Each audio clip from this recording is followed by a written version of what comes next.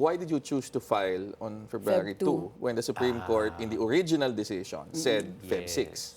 Ganito yon. Actually, ang plano namin sa pag-file kay President Marcos was way later. Okay. Ang ano namin, unahin natin yung kay Sara, kasi yun yung sigurado na, etc. We were waiting for Feb 6. Unfortunately, may nag-file kay Marcos ng, I think Attorney this was De Jesus. January 26, kay Attorney De Jesus. Yes. So nung nakita namin yung complaint, sabi namin, parang hindi naman pwedeng ganito yung magiging impeachment.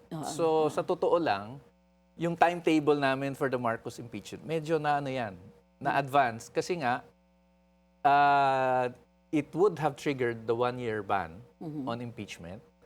And we would be left with a very weak complaint, with all due respect to Attorney De Jesus, a very weak complaint na tingin namin, sayang naman yung oportunidad, once a year lang ito mangyayari. So hinabol namin yung impeachment kay President Marcos.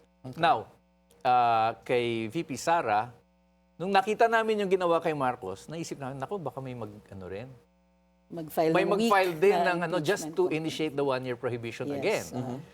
So, ang idea namin, the first instance that we can file an impeachment, i-file natin, that would have, ang kala namin February 6. That would be February 9 kasi walang pasok ang 6.